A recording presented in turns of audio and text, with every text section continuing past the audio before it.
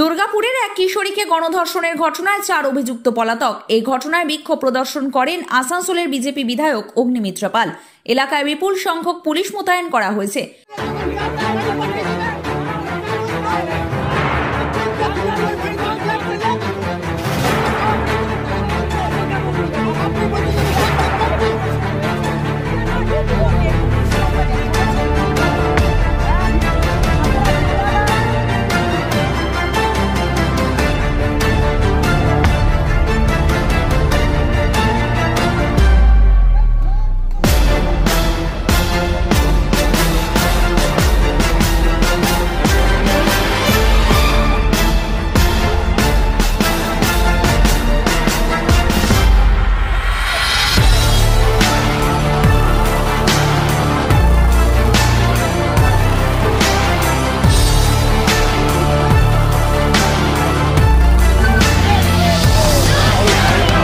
দেখুন এই প্রসঙ্গে কি বললেন বিধায়ক অগ্নিমিত্র পাল।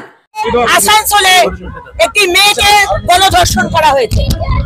সেই মেয়েটিকে দুর্গাপুরে ইএসআই হাসপাতালে ভর্তি করা হয়েছে। সেখানে আমাদের বিধায়ক গেছিল, তাকে ঢুকতে দেওয়া হয়নি। আমি সকালে পুলিশকে ফোন করেছি, হীরাপুর থানার আইসি তন্ময় বাবু আর কুন্ডু বাবুকে আমি ফোন করেছি। তারা বলছে কোনো ধর্ষণ হয়নি, তারা বলছে কোনো এফআইআর হয়নি। মিথ্যে কথা। আমি আপনাদেরও সেই কথা বলেছি যে পুলিশ বলছে কোনো ধর্ষণ হয়নি, কোনো এফআইআর হয়নি। কিন্তু আমি পরে জানতে পারলাম যে মহিলা পুলিশ স্টেশনে সুমোটো কেস করা হয়েছে, এফআইআর নেওয়া হয়েছে। তাহলে কেন এই লুকোচুরি? কেন 4 জন ছেলে যারা ধর্ষণ করেছে তারা পলাতক, এখনো কেন পুলিশ তাদের ধরেনি?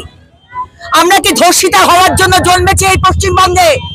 প্রতিদিন একটা করে মেয়েকে ধর্ষণ করা হচ্ছে, গ্যাং রেপ করা হচ্ছে, মুন্ডু কেটে দিচ্ছে, উলঙ্গ করে মেরে দিচ্ছে। এগুলোকে বরদাস্ত করতে হবে। আর তার উপর পুলিশ তোষামোদি করছে। কেন চাপার চেষ্টা করছেন? পুলিশ কেন লুকোবার চেষ্টা করছেন?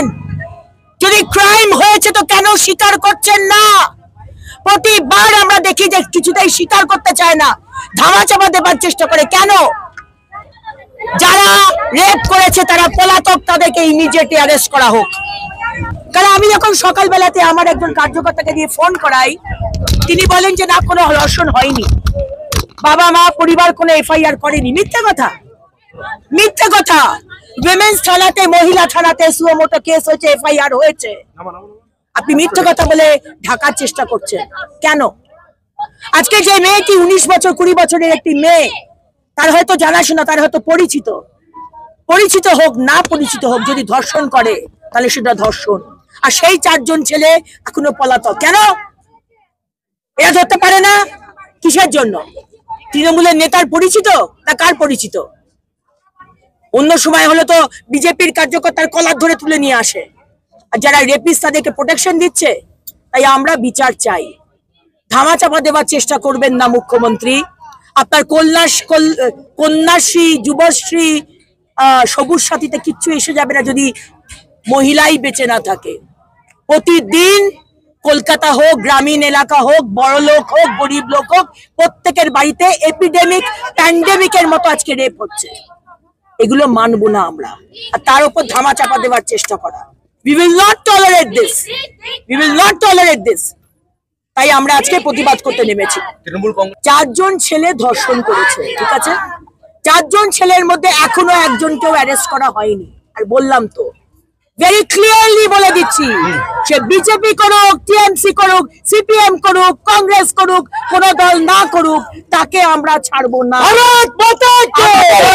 চাই একটা মহিলার, একটা বাচ্চার, একটা শিশুর যদি অত্যাচার হয়, আমরা ছেড়ে কথা বলবো না। সে যে দলই করুক না কেন, সোজা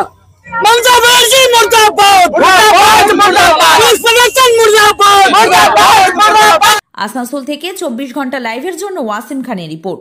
আপনি কি আপনার ফ্যামিলির সাথে একটু টাইম কাটাতে চান বা কোনো ফ্যামিলি অনুষ্ঠান করতে চান?